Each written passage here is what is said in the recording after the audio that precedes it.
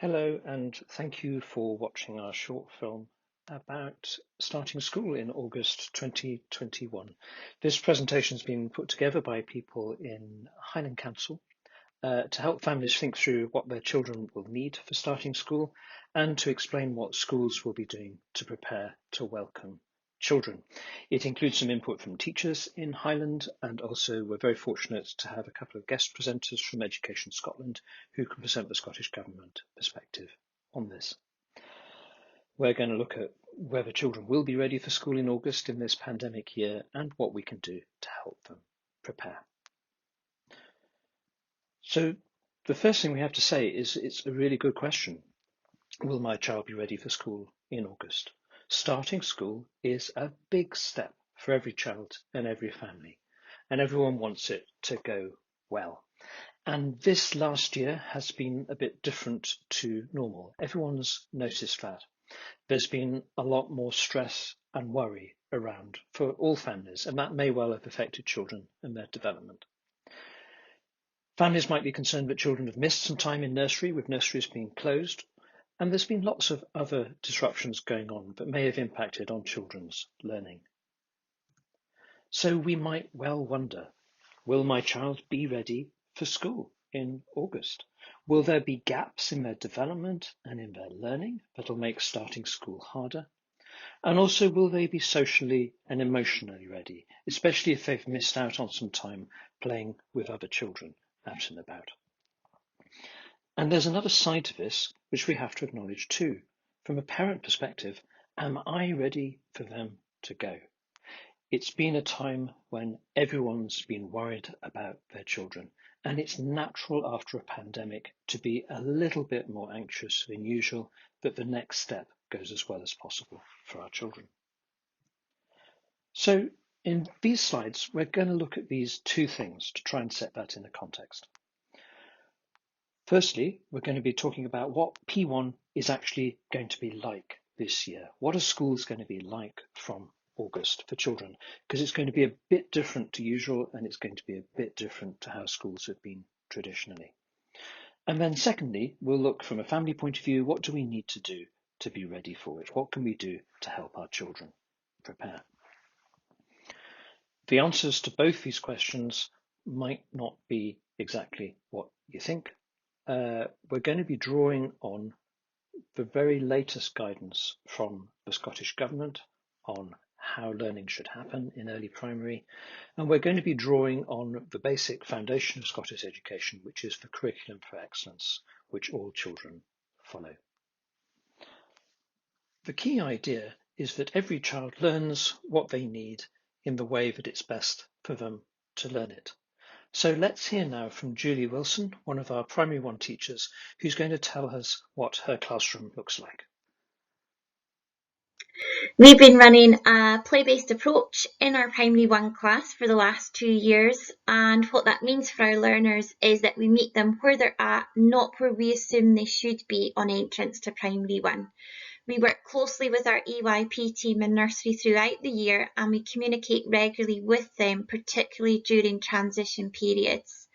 Using the information gathered and our knowledge of the children, our Primary 1 classroom is then purposely designed to build on, target and extend the skills the children have been developing in the nursery, and play is the bridge that we use to ensure a smooth continuation in our approach across the early level.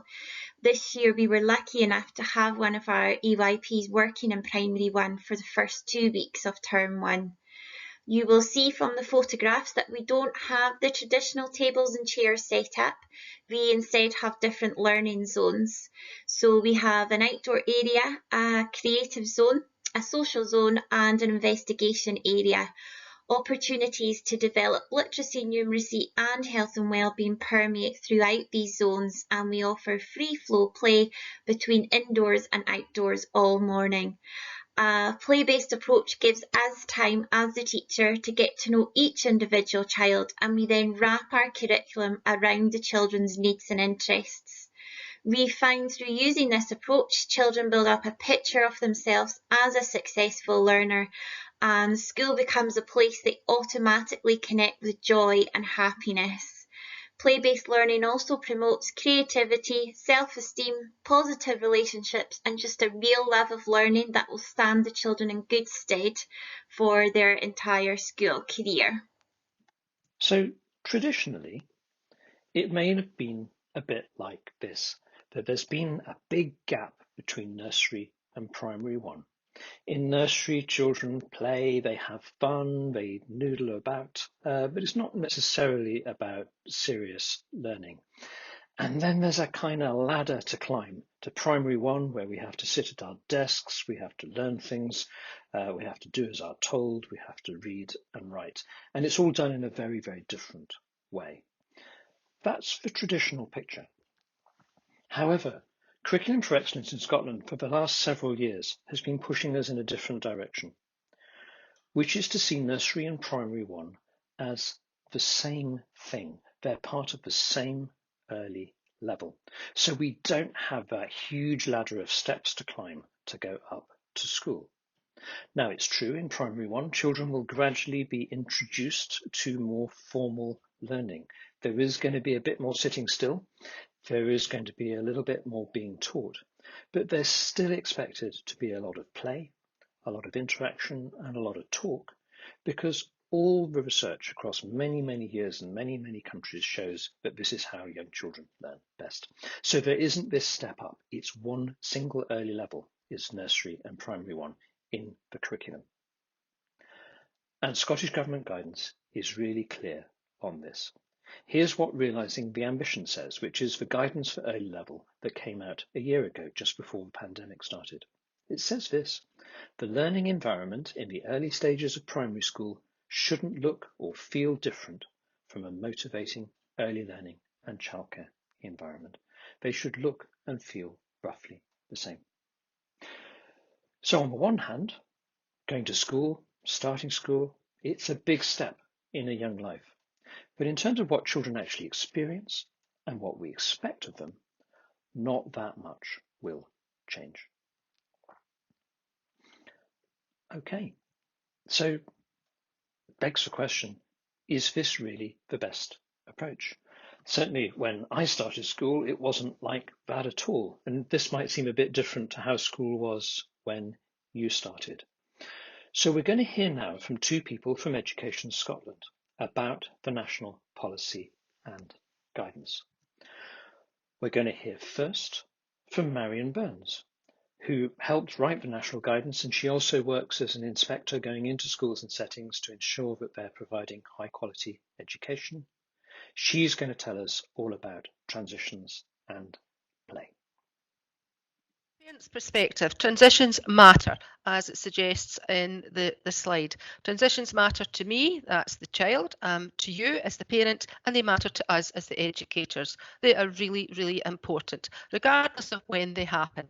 But starting school is a major transition for parents and families, and it's really important that we feel comfortable about what's happening with and for our children.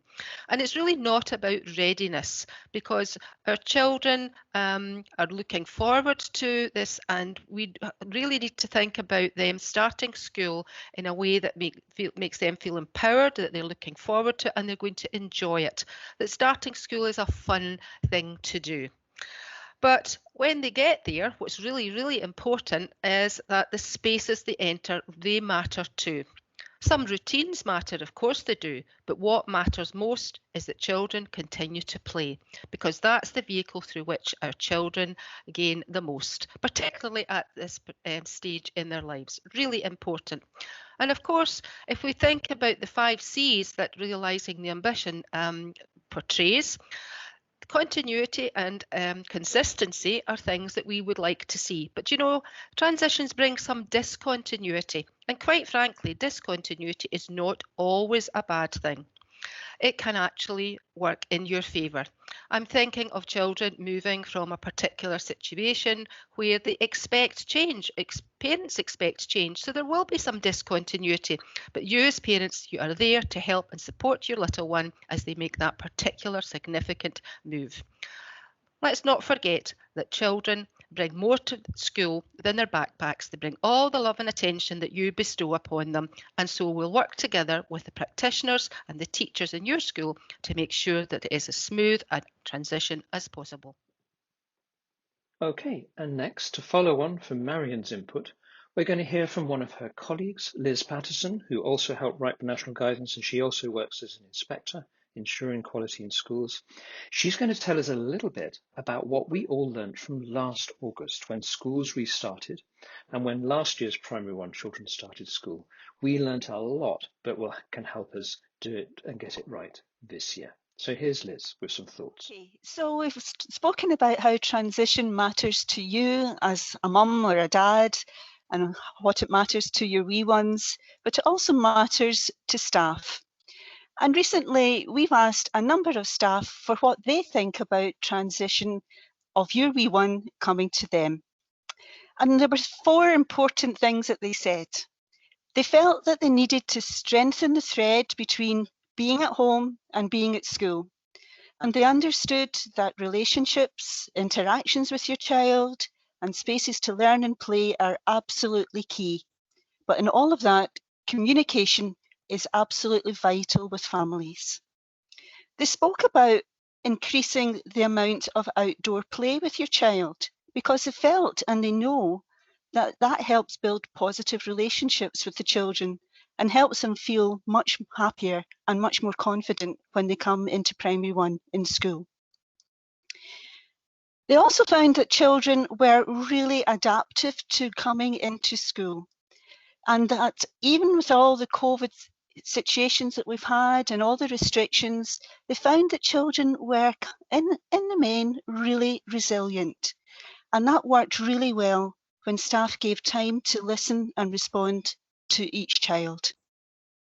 And finally, they said that always doing the right thing with staff and having an awareness of each child's development and needs was the best situation that matches your individual child. So to summarise so far, there isn't and shouldn't be a big step from nursery to school. Nursery through to the end of primary one in Scotland are a single stage of education. Play will be the main method in both, and there's lots of research showing that children can learn everything that they need through playful approaches to teaching and learning. And what that means is that your child shouldn't notice much difference in how they learn or what they're learning between nursery and school. Every child will be learning what they need to learn in the way that they can learn it. And what that means is that children don't need to be ready for school. The schools are going to make sure that they're ready for the children coming in. And that's especially important in 2021 because of the pandemic. Now, during the pandemic, for lots of different reasons, everyone and every family will have had different experiences. And what that means for children is that compared to usual years, every child will have some gaps in their learning and development. They're bound to, it's okay. Most children are going to have some strengths that they might not have had otherwise. And it's worth having a bit of a think about what your child might have learnt during the last year from the experience with you and your family. The important point, though, is that teachers and schools know this. They know about the pandemic, they know about its effects. They're doing a lot of work to get ready for the children who will be coming to join us in August. And the point is that all children can experience what they need when they come to school. Now, you can help do this by playing and talking with your child. The more you can do that, the more prepared your child will be for school. We're going to show you some posters in just a bit, which will have some ideas about what you could do. The second way you could help is by taking part in school transition activities. Some of these are going to be more virtual than usual, but the more you can take part in those, then the better things will go. And lastly, and this is really important, to share your concerns with school staff and nursery staff and discuss those concerns and think through how those various problems can be solved, because it's really important as Marion and Liz said earlier, that this transition works for you, for your child, and for your family, as well as for the staff in the school. Okay, it's time to hear from some teachers. Let's find out what the classroom will actually be like. What will your child be doing? How will your child be learning? So we're going to hear first from Grace Haynes, who teaches Primary 1 at Kirkhill Primary School, and she is very experienced in using play in the Primary 1 classroom. So here's Grace. My name is Grace Haynes and I team teach Primary 1 at Kirkhill Primary School, and we've been developing a play-based approach for a few years now. I've made a little film of some clips of our classroom today to show you the kinds of experiences that our Primary 1s have in a day, and it might give you an idea of the types of experiences that your child might have when they start Primary 1 too. Now you might see that it looks pretty similar to your child's current ELC setting at the moment, and you might also notice that it looks quite different from your own experience in Primary 1, and that's okay. So while the clips play, I'm going to talk a little bit about how we structure our day in Primary 1 at Kirkhill. So for us, the day begins inside or outside.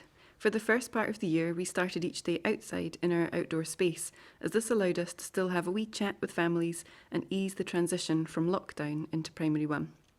Spending time playing outdoors is a really important aspect of the early level curriculum due to the physical, social and emotional benefits. And as most of my class came from ELC settings where they spent lots of time outside, it was really important to continue this approach to help transition. We then head inside into our indoor classroom space. The whole day is a balance between child-initiated play, adult-initiated play and direct teaching. These short bursts of direct teaching are no longer than 15 minutes, as children of ages 4 and 5 can't really sit for any longer and listen to an adult and still be engaged. Throughout the day, we work with small groups and individuals to develop skills and introduce new learning too. When the children are playing, we're playing too, observing and extending the learning where we can and interacting all of the time. We listen and watch really carefully, noticing the individual needs of the children and supporting them with their next steps. Through this balance of child-initiated play, adult-initiated play and direct teaching, the children are constantly learning new skills, developing knowledge and understanding, and experiencing all the areas of the curriculum. When I compare this play-based approach to the more traditional approach I used to take, the one main difference is just how much the children love learning and how much they really love coming to school. This approach really meets their developing needs rather than forcing them to learn in a way that they are often just not ready for. And when you see just how engaged they are and how much they are learning through play, I really can't imagine doing it any other way. So hopefully that sounds an appealing account of learning in Primary 1 and learning through play and through talk. But we might still have some concerns about the future, because that's all very well in P1, but what about further up the school? Will they be disadvantaged in their future learning because of the experiences they've had this year and because of the way that transition will be done in August and learning in P1 next year? Well, the answer is no, they won't, because there's plenty of research and experience to show that this is a very, very good way for children to learn. So let's hear next from Anna Schimild, who is a really experienced teacher. She teaches at the moment P2 and P3, and she's going to talk about play and learning further up the school. My name is Anna Schimild, and I currently teach P2-3 at Milton of Leys Primary School. If your child has experienced a play-based approach to learning in Primary 1, you might be worrying about what will happen next. You might be thinking, by learning through play in P1, will this make the transition into Primary 2 a more challenging time for my child? Well, my answer to that is, it doesn't have to be. Most children in nursery and P1 will be working towards meeting their early level targets, and then in P2 your child may begin working towards meeting first level targets, which is the next phase of the curriculum that spans from Primary 2 to the end of Primary 4. My role as a P2 teacher is to look at the skills and knowledge each pupil has achieved already as part of their journey through the early level curriculum and provide playful experiences and opportunities for further development. Maybe in Primary 1 your child made models with bricks and Duplo. Now in Primary 2 they can apply that knowledge to make more complex models with Lego or even learn new skills at the woodwork bench. thus furthering their understanding of size, shape, space and measurement. Maybe in nursery they enjoyed creating stories with puppets, and now they are eager and ready to write scripts and perform their own stories as part of a group drama. And by doing so, not only are they learning essential literacy skills, but they also get to experience the rewarding feeling of hearing their words being heard by an audience. Here are some children's thoughts about their learning and play. Okay, tell me, what do you think play is? You can learn while you're playing, and it's the funnest way to play. And if you're creating something, it can teach you how to make stuff. So, like, if you make a mistake, you can learn to not do that. Why do you think it's important for kids to play? Because it's important, because they can learn more. Okay, tell me how you feel when you get to play at school. I'm happy when I play with my friends, and because if you're not playing with anyone, and there's no one to listen to what you want to play, and it'll be more funner if you have friends to play with you. You won't be sad and alone. Okay, so let's look lastly at preparing your child for school. There are some things you can do to help your child prepare. And there's quite a lot of things that you don't need to worry about. So we're just going to look really quickly at the different parts of a curriculum. We're going to look at reading and writing. We're going to look at numeracy and maths. We're going to look at health and well-being with just a few ideas for how you can help your child prepare. These posters, you can access them on bumpstobends.com or from your ELC setting or school. Your school will have a leaflet that they can give you on transition, which will have a link to these posters and ideas. So firstly, reading. Most important thing, play and talk together with your child. Just say what you see your child doing, take part, take turns. Second thing you can do is enjoy sharing reading. Just find quiet times and places every day to read with your child if you can. And it really doesn't matter what you read, as long as your child's interested. And you'll probably find if your child really likes a story, you're going to have to read it over and over again and do some of the funny voices. All of that's going to help them learn about texts and how they work. Look out for print when you're out and about. Labels on food, shop signs, road signs. Point them out to your child, talk about them. It gets your child used to the idea of what print is for. And what do you not have to worry about? Please don't feel you have to teach your child their letters or phonics. School will do this, and they have special training to help them do it. Don't worry about teaching your child loads of words they won't use often. Just chat. It's fine. And you don't have to do a lot. Just a short time every day reading, playing and chatting is absolutely fine. And please ask for advice and help along the way if you feel you need it. What about writing? Well, it's similar. It's lots of play. Tell your child lots of stories. Stories from life. Talk about what you did yesterday. Have a look through some photo albums and talk about the stories around the pictures. It'll help them build the idea of what a story is.